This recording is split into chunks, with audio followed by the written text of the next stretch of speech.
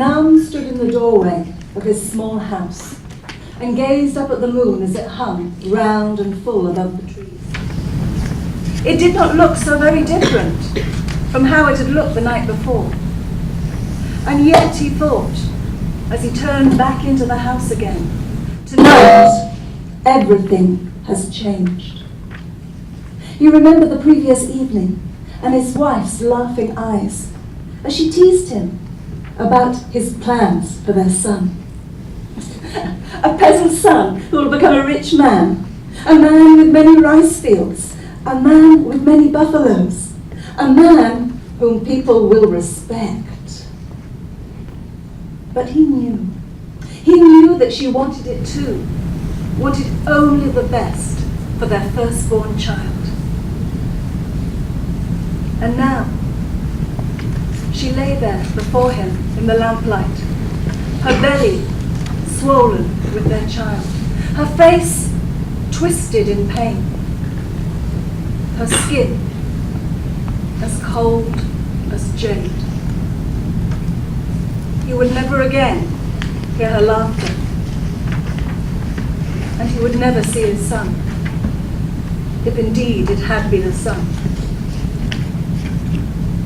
He sat down beside her, held her hand, and gazed into the darkness of his empty future. With the first light of dawn, the women returned, the ones who had been with her through her labor, who had assured him that all would be well. They came to prepare her body, to carry out the necessary rituals. There was no family in this village to mourn her, and not enough money to give her and their unborn child the funeral they deserved. And so all too soon a sad procession wound its way through the village to the graveyard. The coffin was lowered into the ground and soil piled on top. Afterwards, the men gathered round Nam and said, "Time is a great healer. In time you will start again." But he knew he could not forget her. He knew he could not start again. But grief is the luxury of the rich. A poor man has to earn his daily rice. And so the next morning, Nam was back out in the rice fields, drying his tears in the hot sun. The village soon returned to its normal rhythms. Rice seedlings were planted, meals were cooked, children played. And a few days later, an old woman sat outside her small house that was right at the edge of the village. She ran a small shop, and laid out neatly beside her on the ground, on banana leaves, was her stock. Betel leaves, areca nut, ache root, a jar of lime, and a jar of honey. She was almost blind, but she knew her customers by voice, if not by face. The afternoon was drawing on, and she began to pack up her things, ready to cook her evening meal, when her granddaughter, who was sitting beside her, said, "Wait, Grandma, someone's coming." A woman approached, not from the village, but from the path that led out towards the mountains. She came up to the old woman and knelt down and asked politely for a few coins worth of honey. When it was given to her, she thanked the old woman and turned and walked back out of the village. The old woman turned to her granddaughter. "Poor thing. You know she's been coming these past few nights. She says she has to buy honey for her baby because she doesn't have milk. But what good is honey? And you know, her voice is so familiar. Child, did you recognize her?" The young girl's eyes were wide.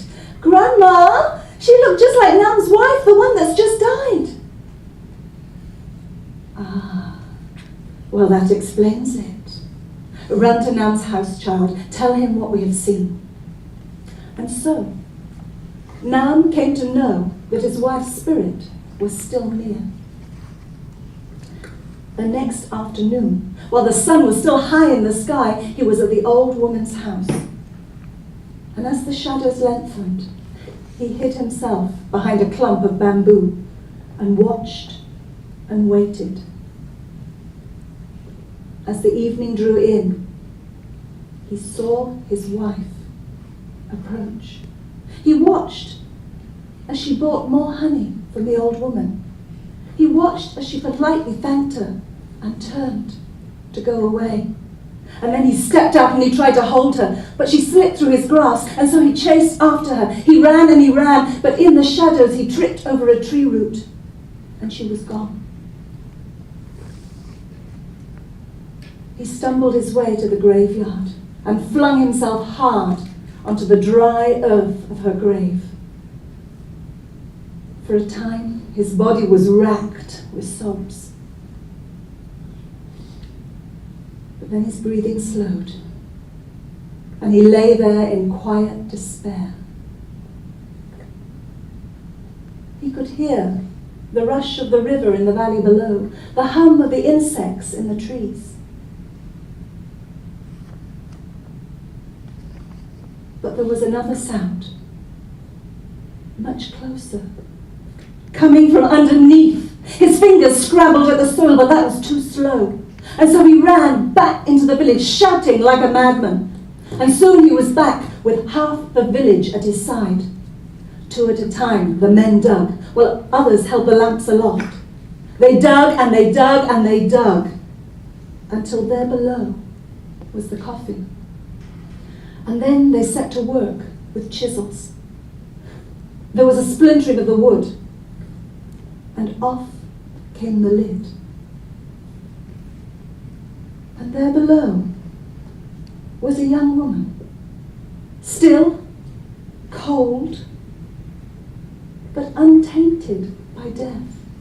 Her face serene, and at her breast, a baby boy.